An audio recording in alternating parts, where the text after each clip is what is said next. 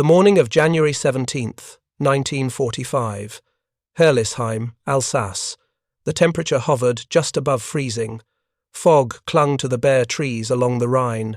Obersturmführer Erwin Bachmann, commander of 1st Company, 10th SS Panzer Regiment, stood beside what should have been impossible.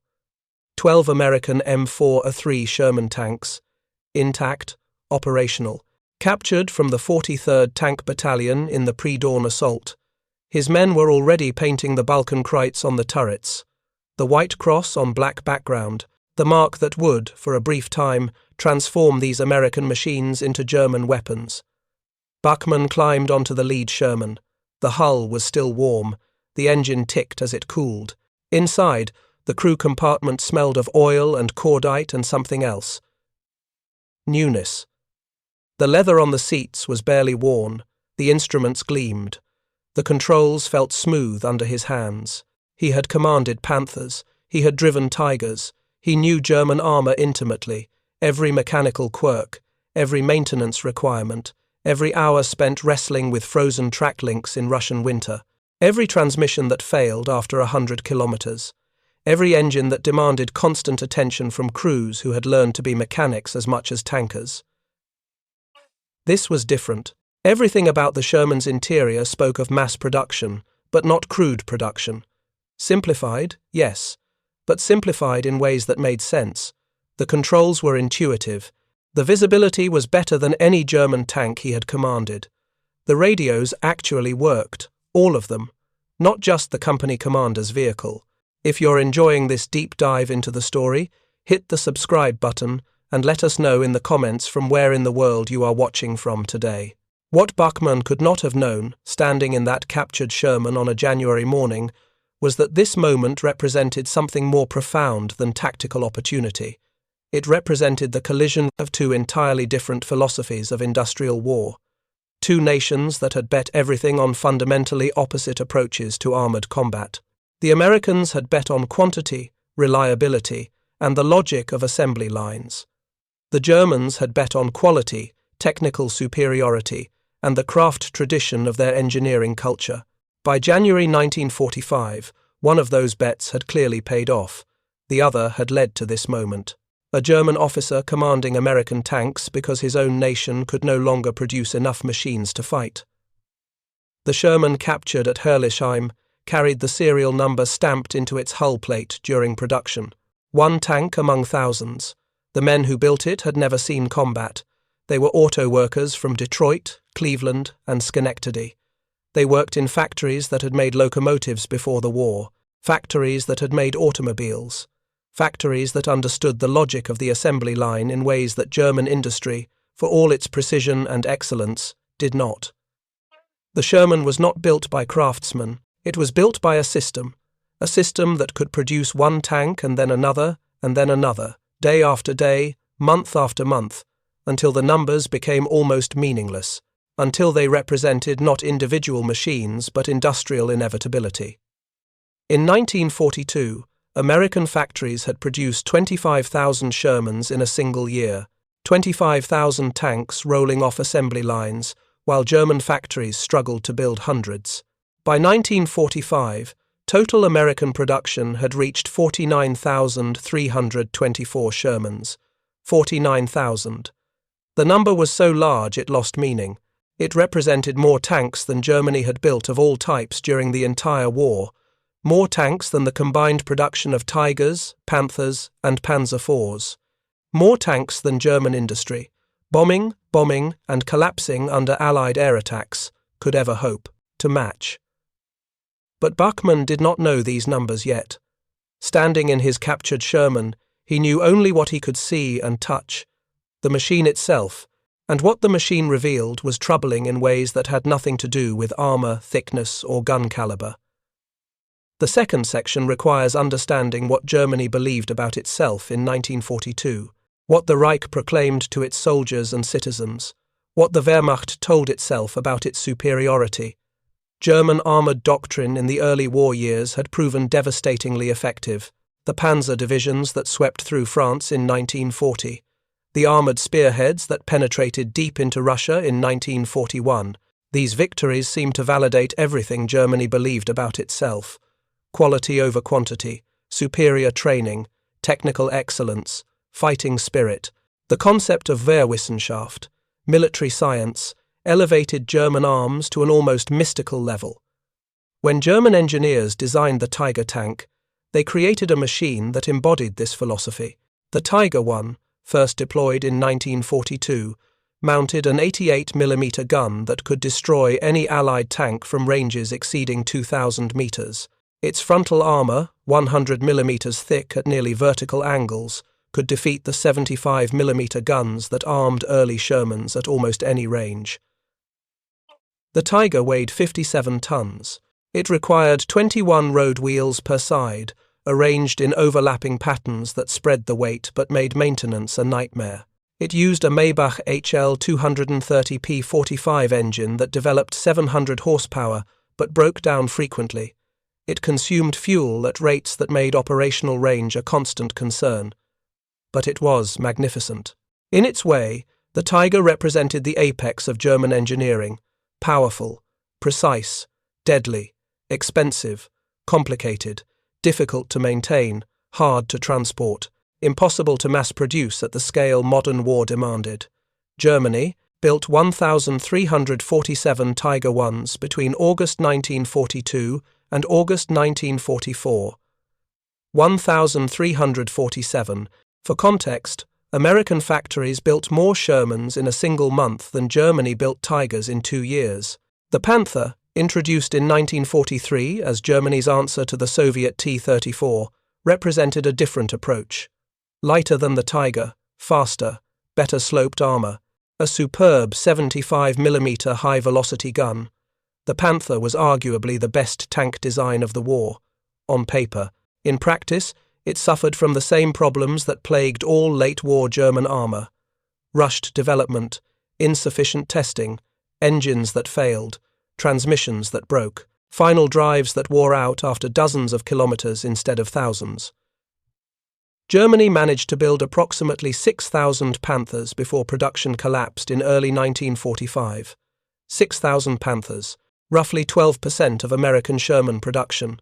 The Tiger II, the Königstiger or King Tiger, represented German engineering taken to its logical extreme: 69 tons, 150mm of sloped frontal armor, an 88mm L-71 gun that could penetrate any Allied tank from 3,000 meters. It was the most powerful tank to see combat in the Second World War. Germany built 490 of them. 490. Less than 1% of Sherman production. The numbers alone told a story, but numbers were abstractions. They appeared in intelligence reports. They informed strategic planning. They meant nothing to the individual tanker climbing into his machine each morning. What mattered to the soldier was the immediate reality: the tank he commanded, the enemy he faced, the ground he fought on. For German tankers in 1942 and early 1943, that reality seemed to confirm everything they had been told. Their tanks were better. Their training was superior. Their tactical doctrine worked. When a Tiger encountered Shermans at Villers-Bocage in June 1944, SS Obersturmführer Michael Wittmann destroyed 25 Allied tanks and vehicles in 15 minutes. The Tiger's reputation grew with each engagement. Allied tankers learned to fear the distinctive profile of the German heavy tanks. American and British crews developed their own bitter calculus.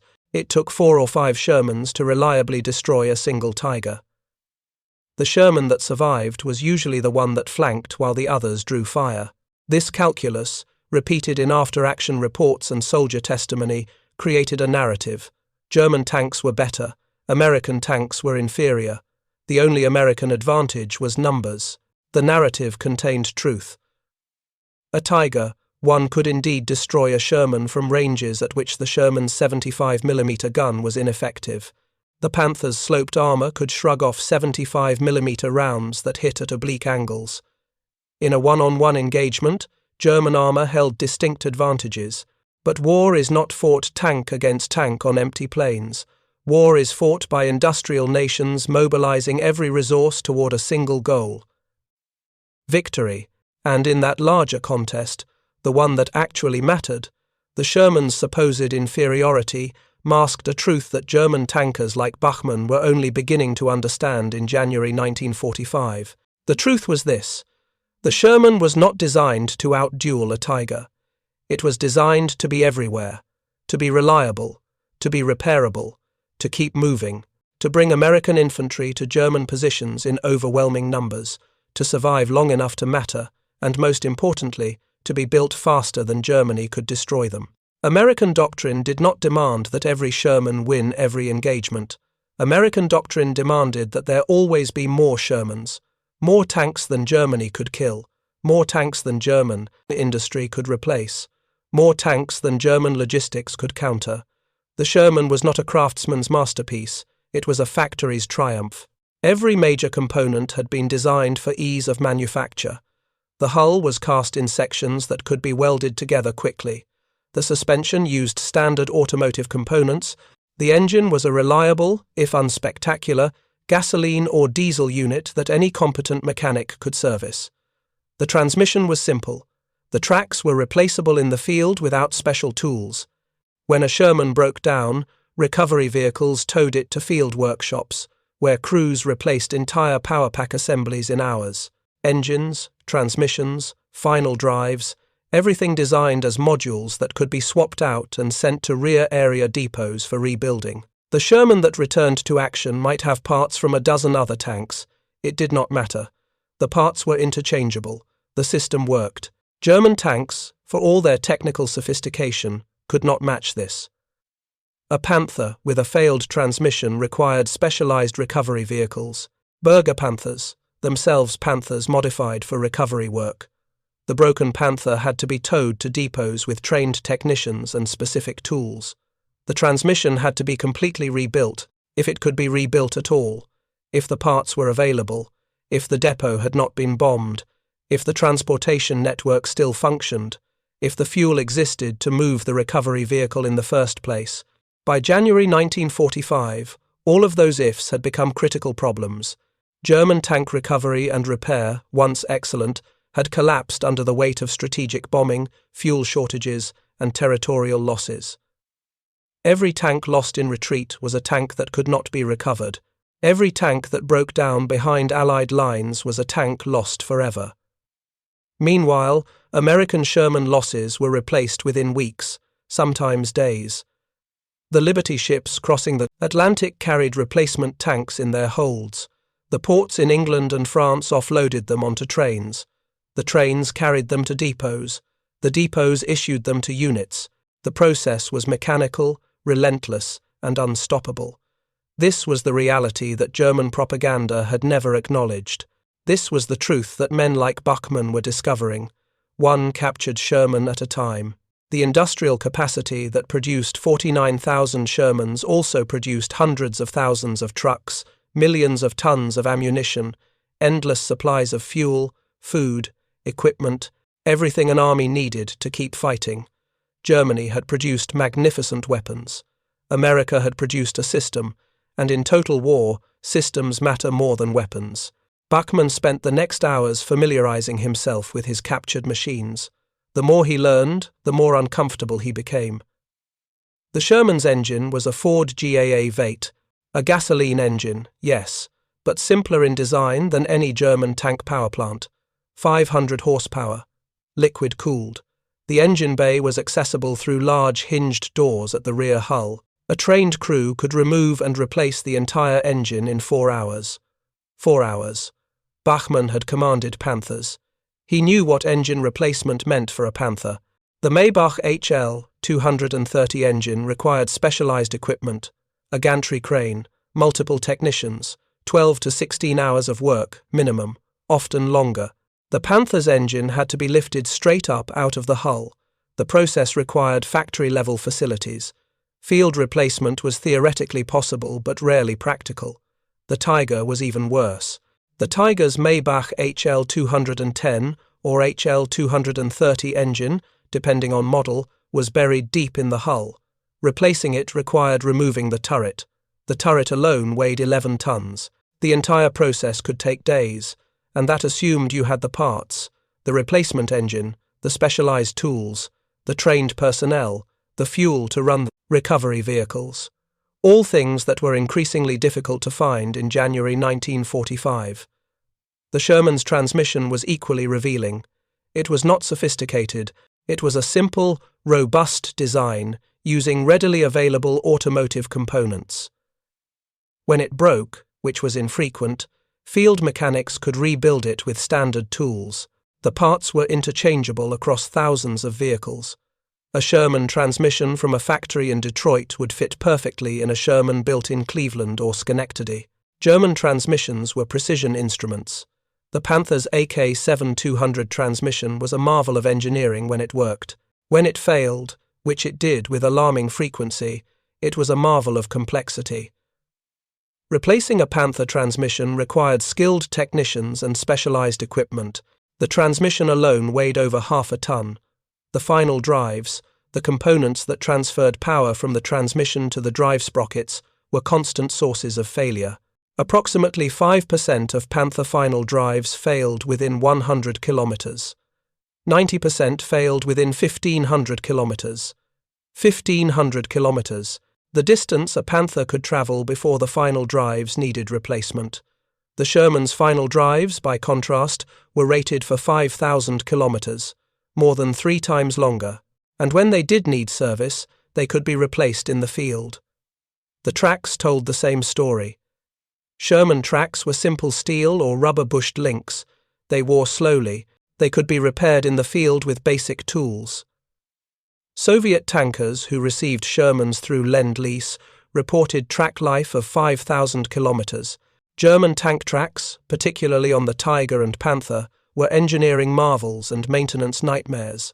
The Tiger used overlapping road wheel patterns, 24 road wheels per side, arranged in 3 rows. The design spread the tank's weight effectively. It provided excellent ground pressure distribution. It also meant that changing an inner road wheel required removing up to 8 outer wheels first. In winter conditions, mud and snow froze between the overlapping wheels. Entire suspension assemblies locked solid. Crews spent hours with blowtorches trying to free frozen wheels. Sometimes they succeeded. Often they did not. A Tiger with frozen suspension was immobile, a 60-ton paperweight waiting for recovery vehicles that might never come. The fuel consumption was another revelation. The Sherman, depending on variant, carried between 140 and 175 gallons of fuel. On roads, it could travel 120 to 150 miles on a full tank. Off-road, perhaps 80 to 100 miles. The Panther carried 190 gallons. Its range on roads was perhaps 125 miles. Off-road, less than 60 miles. The Tiger carried 120 gallons. Its range on roads was 75 miles. Off-road, 40 miles. 40 miles. A Tiger could travel 40 miles off-road before running dry.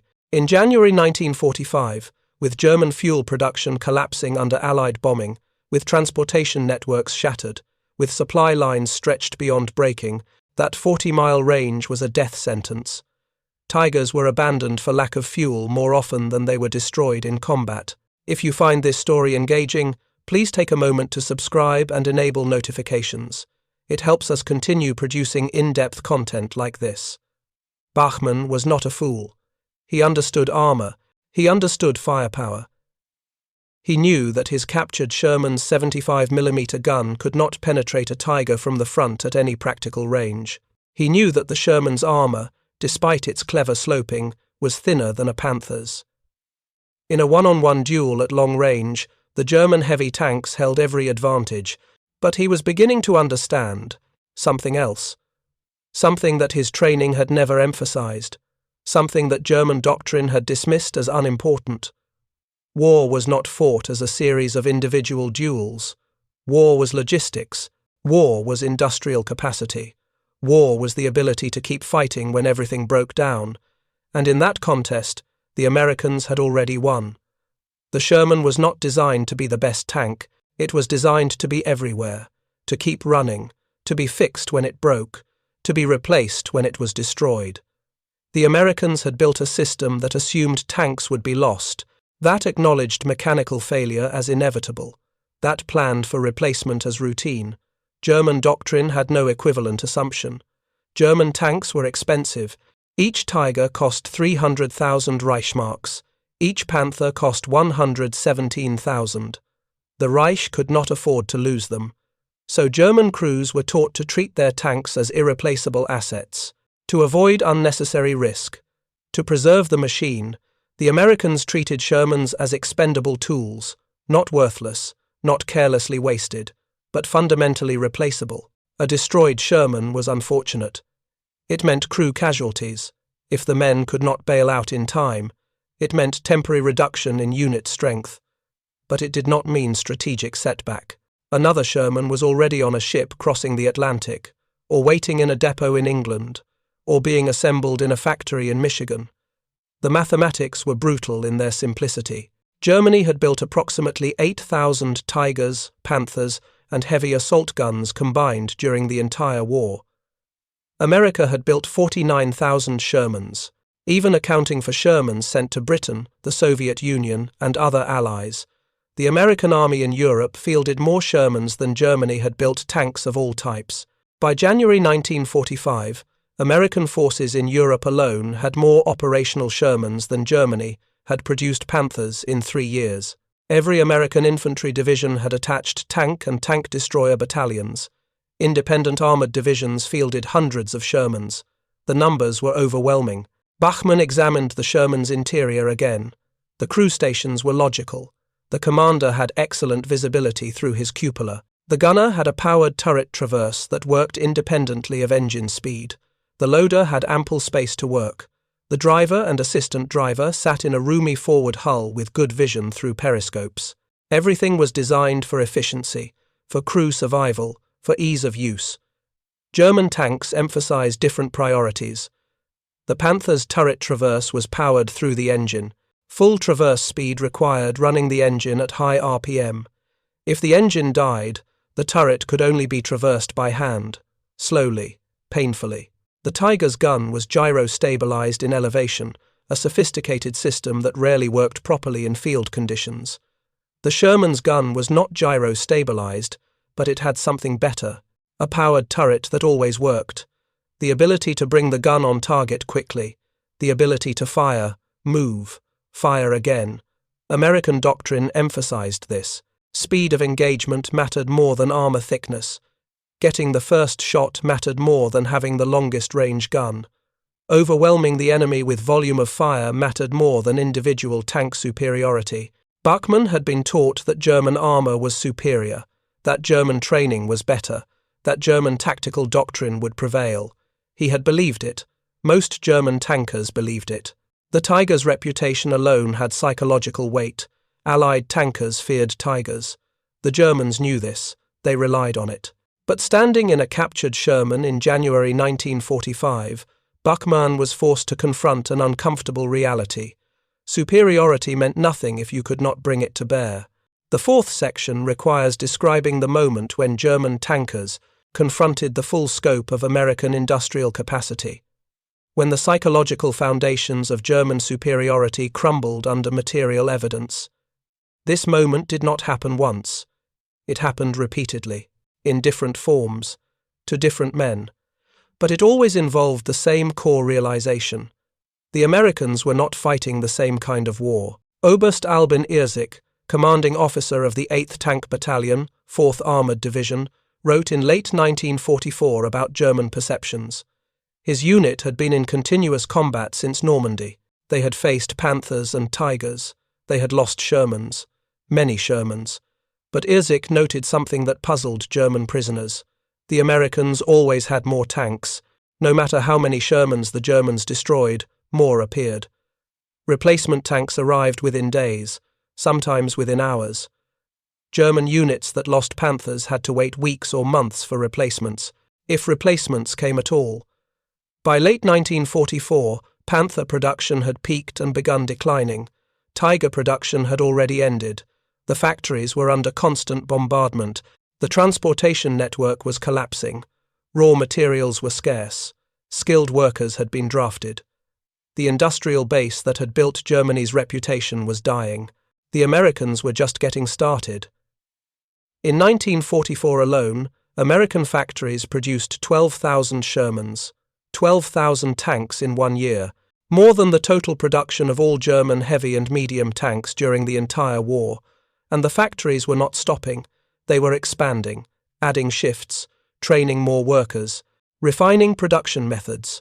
The assembly lines ran 24 hours a day. A Sherman rolling off the line in Detroit went from initial assembly to completed vehicle in approximately 6 weeks. The tank was driven off the factory floor onto a train. The train carried it to a port.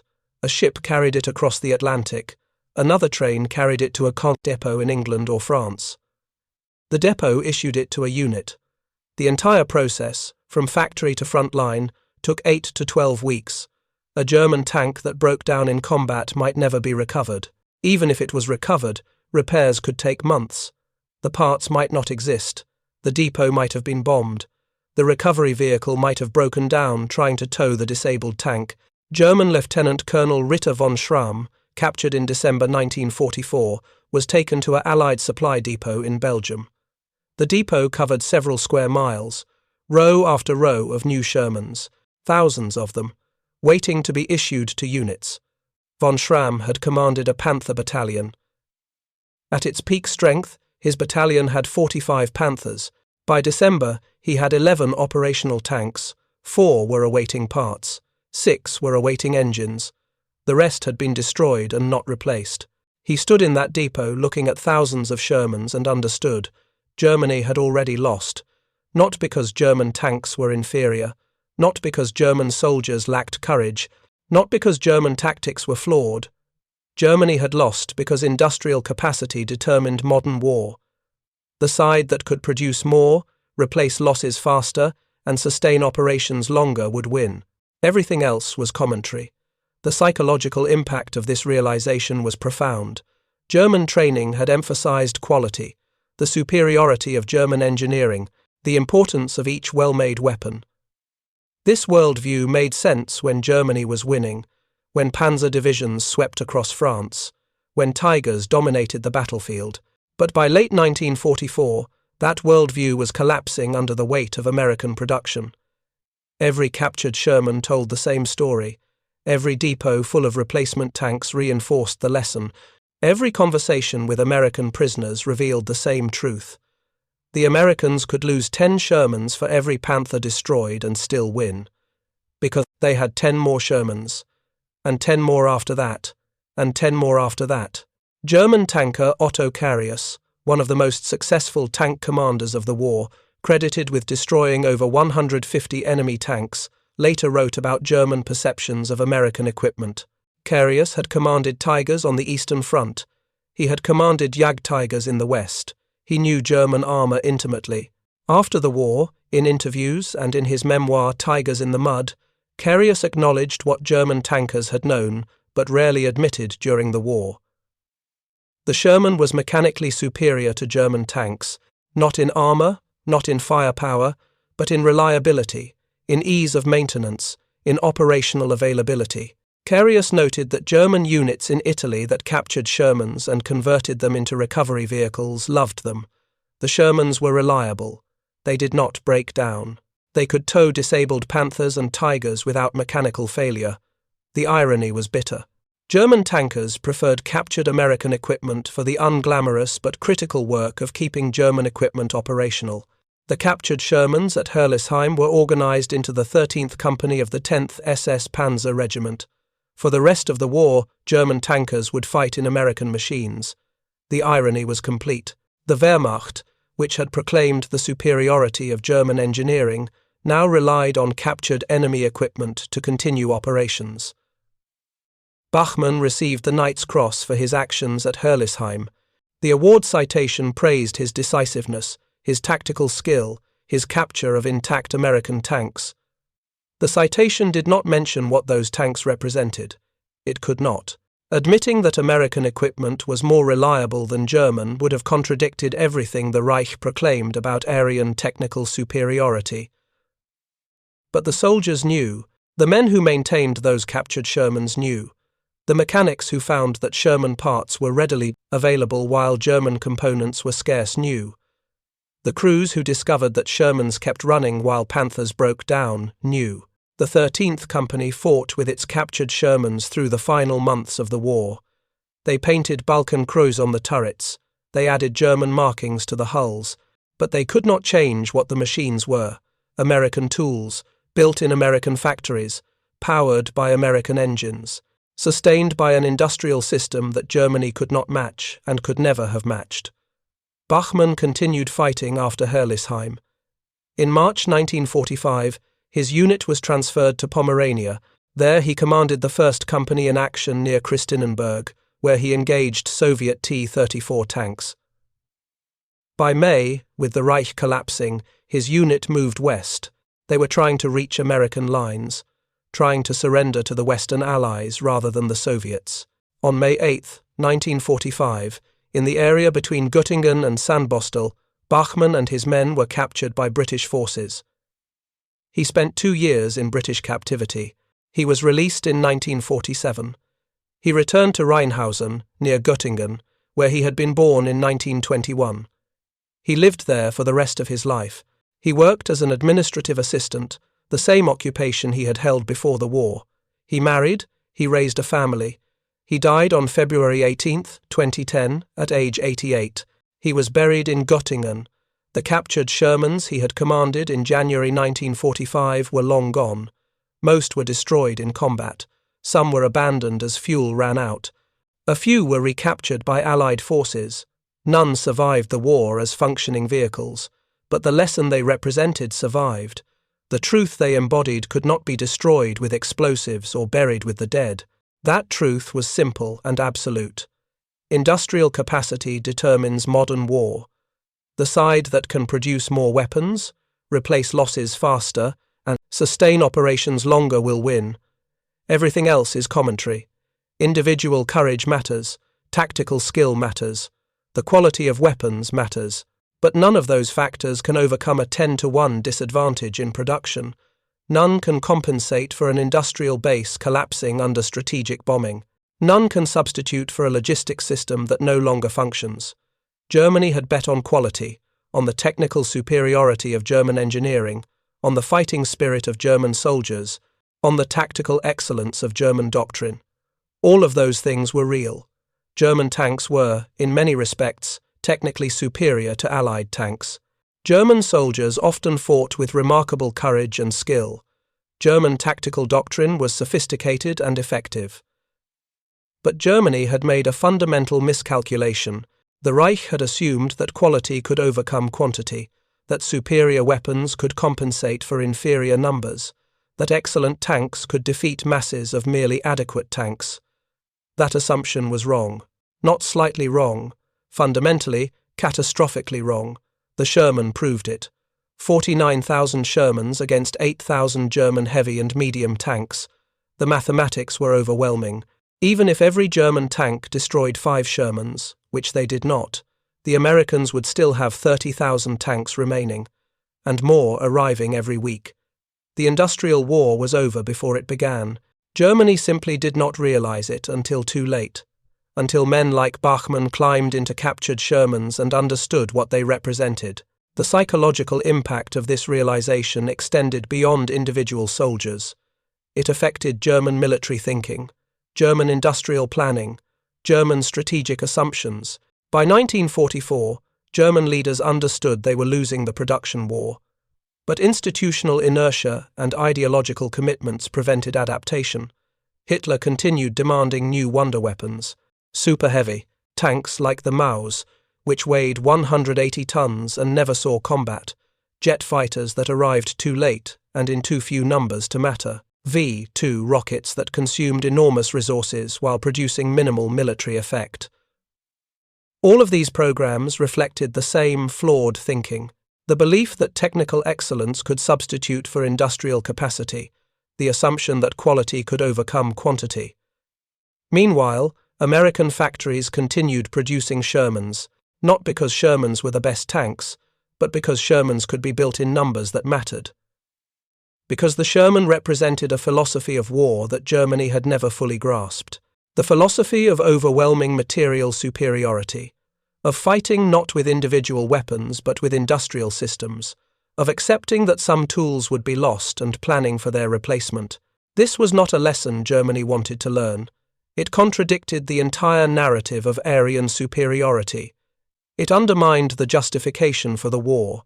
It revealed that Germany had been fighting with inadequate means from the beginning, but by 1945, the evidence was undeniable.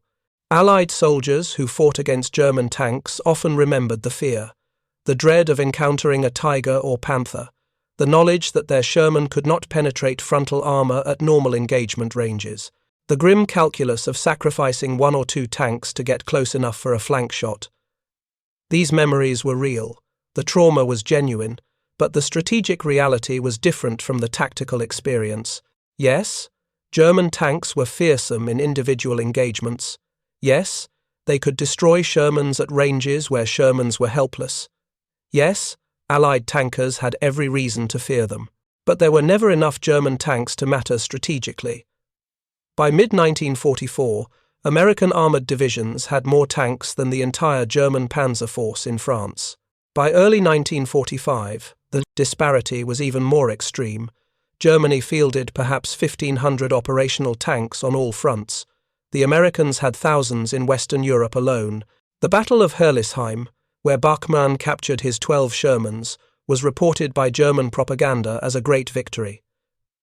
12 American tanks captured intact, 60 prisoners taken, German soldiers freed. The propaganda emphasized German tactical skill, German courage, German superiority. What the propaganda did not mention was that the captured Shermans were replacement vehicles. The American 43rd Tank Battalion had suffered heavy losses, but within weeks, the battalion was back to full strength. New tanks had arrived, new crews had been assigned. The loss at Herrlisheim was tactically embarrassing but strategically meaningless. Meanwhile, the Panthers that Bachmann's unit lost in subsequent fighting were irreplaceable. Each destroyed Panther was one less tank in Germany's dwindling inventory. Each breakdown that could not be repaired represented another vehicle permanently lost. The asymmetry was total. The Americans could afford losses, the Germans could not. This was the reality that Bachmann had confronted in January 1945. This was the truth that could not be spoken in Nazi Germany but could not be ignored by the men who fought. The Sherman's legacy extended far beyond the Second World War. The tank remained in service with various armies into the 21st century. Israel used upgraded Shermans in the 1967 and 1973 wars. Chile operated Shermans until the 1999. Paraguay kept them until the early 2000s. This longevity was possible because of the Sherman's fundamental design philosophy. Simplicity, reliability, ease of upgrade, room for improvement. The hull was large enough to accept bigger guns. The suspension could handle increased weight. The engine bay could accommodate more powerful motors. The basic design was sound enough to remain relevant for decades. German tanks, for all their technical sophistication, did not share this characteristic. The Tiger and Panther were dead ends. Their complex engineering made them difficult to upgrade. Their specialized components made them expensive to maintain. No army chose to use captured Tigers after the war. They were museum pieces, historical curiosities. Examples of engineering excellence that proved strategically irrelevant. The Sherman became the foundation of post-war American tank design, not because it was perfect, but because its flaws were instructive. The M26 Pershing, which entered service in early 1945, incorporated lessons from Sherman combat experience. Better armor, bigger gun, but maintained the Sherman's emphasis on reliability and mechanical simplicity. The M46, M47, M48, and M60 tanks that followed built on the same principles. American tank design after World War II never again prioritized individual vehicle superiority over operational reliability and ease of production. The lesson had been learned through experience, learned through the overwhelming success of a tank that critics derided but which won the war. Bachmann's moment in that captured Sherman represented a microcosm of this larger truth. One man, One machine, one instant of realization. But that instant contained the entire war, the collision between ideology and material reality, between belief in superiority and evidence of industrial inevitability, between what Germany claimed to be and what it actually was. That morning in Herrlisheim, when Bachmann climbed into an American tank and discovered that American industrial philosophy had defeated German engineering excellence, the war was already over. The outcome had been determined years earlier. In the factories of Detroit, in the shipyards of California, in the steel mills of Pennsylvania, in the rubber plants of Ohio, Germany was fighting the largest industrial power in the Alsace in human history. A nation that could produce 49,000 tanks and still have capacity to build hundreds of thousands of aircraft, millions of trucks, endless supplies of ammunition, fuel, food, everything an army needed. And Germany's leaders had convinced themselves that fighting spirit and technical superiority would be enough. They were wrong. Completely. Catastrophically. Finally, the Sherman was not the best tank of World War II. It was something more important. It was the right tank, right for the war America needed to fight, right for the industrial system America had built, right for the strategic situation America faced. And in the end, being right mattered more than being best.